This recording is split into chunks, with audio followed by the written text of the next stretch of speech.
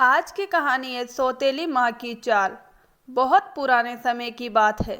एक बूढ़ा किसान अपने छोटे से घर में अपनी बेटी आर्या के साथ रहता था। उसकी पत्नी का निधन हो चुका था। फिर भी पिता और बेटी दोनों साथ में बहुत खुश रहते थे। सुबह जब भी खाने की मेज पर ताज़ा रोटी और शहद रखा होता तो दोनों मुस्कुराते हुए खाते और खेलते। कभी छुपा छुपी, कभी अजीब चेहरे बनाकर हंसते। कुछ दिन तक सब अच्छा चला, लेकिन एक दिन उस बूढ़े किसान के मन में विचार आया कि उसे दूसरी शादी कर लेनी चाहिए। उसने सच में दूसरी शादी कर ली। अब आर्या को एक सौतेली माँ मिल गई, लेकिन उसी दिन से सब बदल गया। नाश्ते की मेज पर अब ना तो शहद था, ना रोटी। हंसी और खेल की जगह अब सन्नाटा था। सौतेली माँ छोटी बच्ची को मेज पर बैठने भी नहीं देती थी। कहती, छोटे बच्चों को चाय नहीं पीनी चाहिए और रोटी शहद भी कम खाने चाहिए।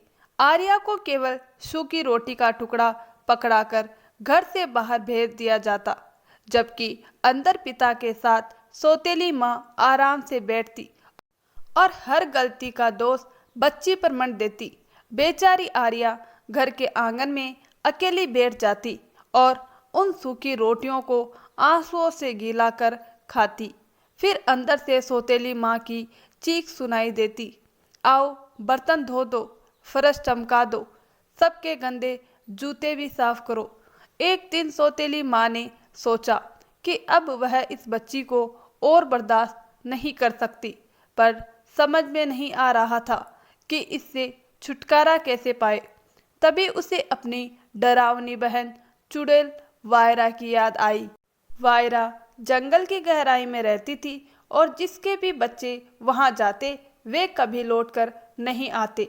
अगले दिन जब किसान पास के गांव चला गया तो सौतेली माँ ने आर्या को बुलाया। जंगल में मेरी बहन वायरा रहती है, उसके पास जा और उससे सुई धागा ले आ, ताकि मैं अपने पति की कमीज सील सकूं। आर्या कांपते हुए बोली, लेकिन सुई धागा तो घर में ही रखा है। सौतेली माँ ने दांत पीसते हुए कहा, चुप, जैसा कह रही हूँ वैसा ही कर। उसने बच्ची की नाक मरोड़ी और बोली, यह महसूस कर रही है तो उसी सड़क से निकल जा। आगे एक टूटा पेड़ मिलेगा, वहां से बाएं मुड़ जाना। उसके बाद ही तुझे वायरा का घर दिखेगा। फिर उसने आर्या को एक रुमाल पकड़ा दिया जिसमें सूखी रोटी, थोड़ा पनीर और मांस था। बच्ची मजबूरी में चल दी। पीछे मुड़कर देखा तो सौतेली माँ दरवाजे पर खड़ी उसे घूर रही थी। आर्या ने सिर झुका लिया और आगे बढ़ गई। जंगल में चलते चलते वह उस टूटे पेड़ तक पहुंची और बाएं मुड़ गई। थोड़ी ही देर में वह वायरा की झोंपड़ी के सामने थी। झोंपड़ी कोई साधारण नहीं थी, वह तो विशाल पक्षी के पैरों पर खड़ी थी और इधर उधर हिल रही थी। चारों ओर हड्डियों की बाढ़ थी। जब आर्या ने दरवाजा खोला तो वह जोर जोर से चरमराया। तभी उसे पास में पड़ा एक पुराना तेल का डिब्बा दिखा। उसने कुछ बूंदें दरवाजे की किवाड़ों पर डाल दी। अब दरवाजा बिना आवाज के खुल गया। अंदर एक नौकरानी खड़ी रो रही थी।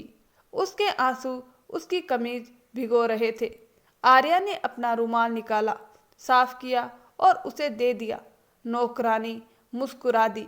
पास ही एक बड़ा कुत्ता पड़ा था जो हड्डी चबा रहा था।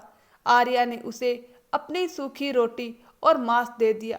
कुत्ता खुश होकर दुम हिलाने लगा।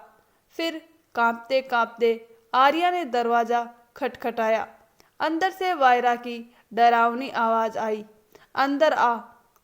वह अंदर गई। चुड़ैल वायरा लोहे के दांत दिखाती हुई करघे पर कपड़ा बुन रही थी। एक कोने में काली बिल्ली बैठी थी। आर्या ने कहा, नमस्ते मौसी, मेरी सौतेली माँ ने मुझे आपके पास सुई धागा लेने भेजा है। वायरा हंसकर बोली, ठीक है, तू यह करघा संभाल, मैं सुई धागा लाती हूँ। आर्या ने करघे पर बुनाई शुरू कर दी। लेकिन वायरा बाहर जाकर नौकरानी से फुसफुसाई, जल्दी से नहाने का पानी गर्म कर, आज मैं इस बच्ची को खाऊंगी। नौकरानी ने पानी गर्म करने में देर लगा दी। आर्या ने धीरे से कहा, पानी चलनी में गर्म करो ताकि देर लगे। नौकरानी ने वैसा ही किया। इतने में बिल्ली से आर्या ने फुसफुसाकर पूछा, क्या तुम मेरी मदद कर सकती हो? बिल्ली ने कहा, तुमने मुझे चीज खिलाई है, मैं तुम्हारी मदद करूंगी। यह कंघी और तौलिया उठाओ, भागते समय पीछे फेंकना। तौलिए से नदी बनेगी, कंघी से घना जंगल। आर्य ने मौका देखकर कंघी तौलिया उठाया और भाग गई। दरवाजा बिना आवाज खोला, क्योंकि उसमें तेल डाला गया था। कुत्ते ने रास्ता रोका, लेकिन पहचान गया कि यह वही लड़की है जिसने उसे खाना दिया था। वह बोला, जाओ, तुम्हारी यात्रा सफल हो।